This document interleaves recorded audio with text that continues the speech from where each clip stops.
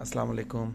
अच्छा, war of Plassey छा हुई, कॾहिं विड़ी वई ऐं एग्ज़ाम पॉइंट ऑफ व्यू खां कीअं इंपॉर्टेंट आहे, या हिस्टोरिकल बैकग्राउंड छा आहे, या ईअं एज़ अ ह्यूमन बीइंग बि असांखे जेको आहे सो पंहिंजी हिस्ट्री जी ख़बर हुजणु खपे। त हिन खे डिस्कस करण खां पहिरियों थोरो बैकग्राउंड सम्झंदासीं, पोइ तव्हांखे हीअ ॻाल्हि बि आसान सां सम्झ में अची वेंदी। ॿियो कंहिं स्टूडेंट चयो सर अॼुकल्ह पॉलिटिक्स में मीर जाफ़र जो ज़िक्र वधीक हले थो पियो, त मीर जाफ़र केरु हुयो, इन जे बारे में बि थोरो ॿुधायो। ठीकु आहे, सो असां हिन सॼे खे डिस्कस कयूं था पिया। हाणे सभिनि खां पहिरियों असां इहो ॾिसंदासीं त अंग्रेज़ कॾहिं आया सब कॉन्टिनेंट में। सब कॉन्टिनेंट में मुराद आहे जॾहिं इंडिया, पाकिस्तान ऐं बांग्लादेश इहे टई मुल्क मिली करे हिकिड़ो ई जेको आहे सो हिंदुस्तान सां रहिबा। उन महिल जेको आहे सो हिनखे पाण इन्हनि टिनि खे अञा बि पाण सब कॉन्टिनेंट चवंदा आहियूं, यानी कि नंढो खंड। छो जो तक़रीबन तव्हां हिन जी आबादी ॾिसंदो त तक़रीबन जेको आहे सो 1 अरब 20 करोड़ जे लॻभॻि हिन जी आबादी आहे, तक़रीबन 22-23 करोड़ पाकिस्तान जी आबादी आहे, ऐं तक़रीबन 22 करोड़ 21-22 करोड़ हिन जी आबादी आहे। सो हिननि ॿिन्हिनि जी टिनि जी मिलाए करे 1.5 अरब खां वधीक आबादी आहे। सो इन करे हिन खे सब कॉन्टिनेंट चयो वेंदो आहे, ऐं हिन जी जोग्राफिक लोकेशन जे करे बि। अच्छा, अंग्रेज़ हिन में कॾहिं आया, थोरो हुन जो हिस्टोरिकल बैकग्राउंड ॾिसूं था पिया। त हिकु त क्वेश्चन ईंदो आहे एग्ज़ाम्स में, त अंग्रेज़ जेको आहे सो कंहिंजे दौर में हिते आया, कंहिंजे दौर में उन्हनि खे शाही फरमान मिलियो हुयो। त उन्हनि खे जहांगीर, ठीकु आहे, जहांगीर बादशाह जेको हुयो, जंहिंखे उर्फ़ आम में शेखू बि सॾियो वेंदो हुयो, शेखू जे दौर में जेको आहे सो, या जहांगीर जे दौर में इन्हनि खे परमिशन मिली। कंहिंखे ॾिनी वई, थोरो हिन जो बैकग्राउंड सम्झो, sir Thomas Roe. Sir Thomas Roe. हाणे हिन खे परमिशन मिली, छाजे करे मिली? ईस्ट इंडिया कंपनी खे जहांगीर बादशाह जेको आहे सो परमिशन ॾिनी त तव्हां सूरत में, ठीकु आहे, सूरत में तव्हां फैक्ट्री जेको आहे सो क़ाइमु कयो। हाणे हीअ कंपनी जेका ख़ासि तौर ते स्पाइसिस में, यानी कि मसालनि में, ऐं इन खां अलावा चांहि ऐं ॿियूं जेकी बि हितां जी प्रोडक्ट्स हूंदियूं इंडिया जूं, उहे यूरोपियन कंट्रीज़ में जेको आहे सो सेल कंदा। सो हे आया बेसिकली कारोबार जे लाइ। जहांगीर खां इन्हनि परमिट वरिती। परमिट कीअं वरितऊं? जहांगीर जो हिकिड़ो पुटु हुयो जेको वॾे बुखार में, या मुंहिंजे ख़्याल में मुदे जो बुखार चइबो आहे, उन जो जेको आहे सो उन में मुब्तला हुयो, ऐं उन वक़्तु जेको आहे सो इन में 10 लख माण्हू सालाना मरी वेंदा। अच्छा, पोइ स्टेफन फ्लेमिंग आई थिंक जेको आहे सो पेंसिलिन ईजाद कई। हाणे यूरोप में पेंसिलिन ईजाद थी वई हुई, ऐं हितां वारनि खे अञा उन जी ख़बर ई न हुई। ऐं हे जेको आहे सो बादशाह जो पुटु ला इलाज थियो पियो हुयो। सभु शाही हकीम, शाही तबीब हुन जो इलाजु करे चुका। सर थॉमस रो जेको आहे सो हिन जो अची करे हिते इलाजु कयो, ऐं हिन जो बादशाह जो पुटु ठीकु ठाकु थी वियो। ऐं उन खां पोइ तारीख़ जे कुझु किताबनि में लिखियलु आहे त जहांगीर जेको आहे सो जॾहिं ख़ुशि थींदा बादशाह, त हुनखे सोन में तोरींदा, यानी एॾी वॾी तराज़ू घुराईंदा, हिकु पासे माण्हू विहारींदा, ॿिए पासे हुनजो जेतिरो वज़न हूंदो ओतिरो सोन तोरे हुनखे इनाम तौरु ॾींदा।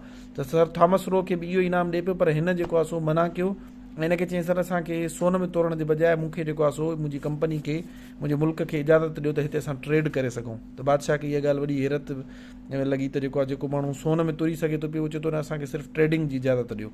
त हाणे हुन ट्रेडिंग जे करे ॾिसो हिननि खे कहिड़ो फ़ाइदो थियो। सिर्फ़ु हिकिड़े ॼणे खे 100 किलो 200 किलो जेको मिसाल वेट हुजे हा, ओतिरो सोनो मिलिया। हे अॻिते हली पूरे मुल्क जा बादशाह थी वेही रहिया। अच्छा, हे तक़रीबन 1608 में जेको आहे सो हिननि खे इजाज़त मिली, ऐं ऑफिशियली जेको शाही फरमान उन्हनि खे मिलियो उहो 1613 में मिलियो। यानी 1613 में हिननि पहिरीं जेको आहे सो फैक्ट्री सूरत में जेको आहे सो लॻाई हुई, ऐं हे जेको हिनखे परमिट मिली प्रॉपरली, ऐं अॻिते इहो हुयो त हाणे तव्हां पूरे मुल्क में भली कारोबार करे सघो था पिया। इहो 1615 जी ॻाल्हि आहे। 1613 में पहिरीं फैक्ट्री लॻी सूरत में, ऐं 1615 में सर थॉमस रो खे प्रॉपर ऑफिशियल शाही फरमान, इंपीरियल फरमान जंहिंखे चइबो आहे, उन जे थ्रू हिननि खे परमिट ॾिनी वियो, तव्हां पूरे मुल्क में किथे बि जेको आहे सो तव्हां फैक्ट्रियूं क़ाइमु करे सघो था पिया। हाणे फैक्ट्रियूं क़ाइमु करे आहे, त हितां वारा जेके उन खां पोइ मुग़ल बादशाह चेंज थींदा रहिया, ऐं टेक्नोलॉजी लिहाज़ खां, इल्मी लिहाज़ खां पोइ हिते हुया, हिक ॿिए जी जेको आहे लेग पुलिंग में, ॼंगूं कढण में पूरा हुया। ऐं होॾे जेको यूरोप हुयो उहो टेक्नोलॉजी में जेको आहे सो अॻिते वधी वियो। हाणे हितां वारा जेके सिपाही हुया उन्हनि वटि तलवार हुई, ऐं यूरोप वारा जेके सिपाही हुया उन्हनि वटि जेको आहे सो बंदूक हुई, ऐं जेको आहे सो तोपूं बि अची वियूं। त ज़ाहिरी ॻाल्हि आहे, हे भली 2000 माण्हू हुजनि, हे 500 माण्हू हुजनि, या 50 माण्हू बि हुजनि, त हिननि खां वधीक जेको आहे सो थींदा, या हिननि ते भारी पइजी वेंदा। सो हे आस्ते आस्ते फैक्ट्रियूं क़ाइमु कंदा विया, आस्ते आस्ते पॉलिटिक्स में इन्वॉल्व कंदा विया, ऐं जेको आहे सो पंहिंजो पाण खे स्ट्रांग कंदा विया। असलो आस्ते आस्ते खणी आया, माण्हू वधाईंदा विया, लोकल माण्हुनि खे हायर करणु शुरू कयूं। ईअं कंदा कंदा हे एॾा मज़बूत थी विया। पोइ हिननि पहिरीं जंग जेका हुई वार ऑफ प्लासे 1757 में, ठीकु आहे, 1615 में थियो, तक़रीबन थुले लेखे 150 साल खां पोइ एतिरा स्ट्रांग थी विया जो बाक़ाइदा हे पहिरीं जंग हुई जेके इहे विड़िया कंहिंसां। हाणे बंगाल में जेको आहे सो हे विड़ी, ऐं ऑफिशियली माना हिननि पंहिंजी सल्तनत जो बुनियादु रखियो, यानी कि जेको बंगाल आहे इन ते हमिलो करे। हाणे केरु केरु हुया विहण वारा, एग्ज़ाम पॉइंट ऑफ व्यू खां छा छा पुछियो वेंदो आहे? वार ऑफ प्लासी कॾहिं थी हुई? 1757 में। कॾहिं? 23 जून, ठीकु आहे। हिन जी डेट यादि रखिजो 23 जून 1757 में कंहिंजे विच में थी, ब्रिटिश ईस्ट इंडिया कंपनी में ऐं जेको आहे सो नवाब ऑफ बंगाल। ऐं नवाब ऑफ बंगाल केरु हुयो? सिराजुद्दौला। ऐं ॿिए पासे ॾऊं लॉर्ड क्लाइव जेको अंग्रेज़नि खे रिप्रेज़ेंट करे पियो। ठीकु आहे, तव्हांखे हे नाला यादि रखणा आहिनि। Lord Clive east India company खे या ब्रिटिश जेको आहे सो हुनखे रूल खे जेको आहे सो रिप्रेज़ेंट करे पियो, ऐं हे जेको आहे नवाब ऑफ बंगाल हुयो। हाणे हिन जो जेको आहे सो आर्मी चीफ हुयो या चीफ कमांडर हुयो मीर जाफ़र। मीर जाफ़र जेको आहे सो इन जो वॾो हिस्टोरिकल बैकग्राउंड आहे। वॾी उमिरि जो हुयो हे नवाब, जेको आहे यंग हुयो।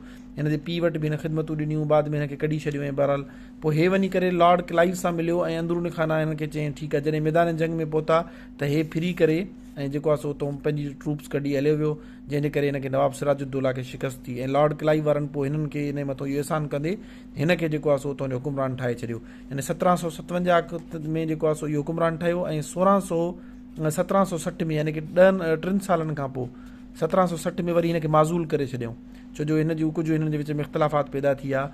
ऐं हिन जी जॻह ते मीर क़ासिम खे जेको आहे सो खणी आया। वरी 1763 में वरी 3 सालनि खां पोइ वरी वापसि मीर जाफ़र खे खणी आया। ऐं 1765 में पंहिंजी वफ़ात ताईं हे जेको आहे सो बंगाल जो हुकुमरान रहियो। ठीकु आहे। सो इहो हिस्टोरिकल बैकग्राउंड हुयो मीर जाफ़र जो, वार ऑफ प्लासी जो। तव्हांखे थोरो बैकग्राउंड ॿुधायमि त हूअं तव्हां ॿुधो आहे अंग्रेज़नि सां जंग थी। हे माना पहिरियों दफ़ो उन्हनि जंग करे ऐं प्रॉपरली हिकिड़ी पंहिंजी स्टेब्लिश, यानी पहिरियों हिकिड़ी कंपनी हुई न जेका ट्रेडिंग करे पई। हिन जंग खां पोइ प्रॉपरली उहो ईअं सम्झो त हुकुमरान थिया ऐं 1 बाय 1 पोइ त हिकु हिकु कंदा तक़रीबन पूरे जेको आहे सो हिंदुस्तान ते जेको आहे सो क़ाबिज़ थी विया। अच्छा, हाणे इहा हुई 1757 एग्ज़ैक्टली 100 सालनि खां पोइ। ठीकु आहे, टाइम लाइन जे हिसाब सां सम्झूं था पिया। एग्ज़ैक्टली 100 सालनि खां पोइ यानी कि 1857 में जंग आज़ादी थी हुई, वार ऑफ फ्रीडम। हाणे छा हुयो, 100 सालनि ताईं ज़ाहिरी ॻाल्हि आहे British India east India company जेको आहे सो मुख़्तलिफ़ जॻहियुनि ते हमला कंदी ऐं मुख़्तलिफ़ जेके सूबा हुया फतह कंदी वञे पई। त पोइ उन्हनि जे ख़िलाफ़ जेके लोकल माण्हू हुया उन्हनि बग़ावत कई ऐं गॾिजी करे जेको आहे सो जंग आज़ादी विड़ी, पर उन में नाकाम थिया ऐं हिते वॾो जेको आहे सो हंगामो थियो। पोइ इन करे ईस्ट इंडिया कंपनी में जेको ब्रिटिश गवर्नमेंट हुई उन इंटरफेयर कयो। ठीकु आहे, ऐं जेको हितो हुयो ईस्ट इंडिया कंपनी उनखे जेको आहे सो नेशनलाइज़ कयईं ऐं पंहिंजी तहवील में वठी छॾियईं। यानी पहिरियों ईस्ट इंडिया कंपनी कंदी, सारी ॻाल्हि आहे उन जी ब्रिटिश गवर्नमेंट जी जेको आहे सरपरस्ती में हुई, पर पोइ बाक़ाइदा ब्रिटिश गवर्नमेंट पाण जेको आहे सो इन्वॉल्व थी ऐं उनखां पोइ अॻिते उहे पंहिंजा लॉर्ड्स या वाइस रॉयज़ मोकिलींदी हुई। ठीकु आहे, 1857 100 सालनि खां पोइ यानी कि वार ऑफ प्लासी खां पोइ ईस्ट इंडिया कंपनी प्रॉपरली हिते पंहिंजी हुकूमत क़ाइमु कई। ऐं 100 सालनि खां पोइ जॾहिं जंग आज़ादी ज़रिए बग़ावत थी, अंग्रेज़नि हुनखे कामयाबी सां कुचले त छॾियो, पर ईस्ट इंडिया कंपनी हुनखे ओन करे, सॉरी ब्रिटिश गवर्नमेंट हुनखे ओन करे छॾियो। ऐं जेको कब्ज़ो ऐं कंट्रोल हुयो उहो ईस्ट इंडिया कंपनी खां ब्रिटिश गवर्नमेंट ॾे हले वियो ऐं जेको आहे उहो पंहिंजा माण्हू तैनात कंदी। सो इहो हिन जो हिस्टोरिकल बैकग्राउंड हुयो मीर जाफ़र जो। ऐं एग्ज़ाम पॉइंट ऑफ व्यू खां कुझु क्वेश्चन तव्हांखां पुछी सघनि था त भाई कंहिंजे दौर में जेको आहे सो आया, जहांगीर दौर में कंहिंखे परमिशन मिली। हे क्वेश्चन अक्सर पुछियो वेंदो आहे सर थॉमस रो खे कॾहिं 1615 में पहिरीं फैक्ट्री 1613 में हुयूं सूरत में, उनखां पोइ बाक़ाइदा पूरे मुल्क में जेको आहे सो हिननि फैक्ट्रियूं हाणे शुरू कयूं। ठीकु आहे, हे बाक़ी जेका हुई एडिशनल इंफॉर्मेशन हुई। ऐं उनखां पोइ जेको आहे सो वार ऑफ प्लासी कॾहिं थी 23 जून 1757 में, कंहिंजे विच में लॉर्ड क्लाइव ऐं सिराजुद्दौला जे विच में। मीर जाफ़र जो बैकग्राउंड तव्हांखे ॿुधायमि। मीर जाफ़र कॾहिं खां केसि ताईं हुकूमत कई, 1757 खां जुलाई 1757 खां 1760 ताईं।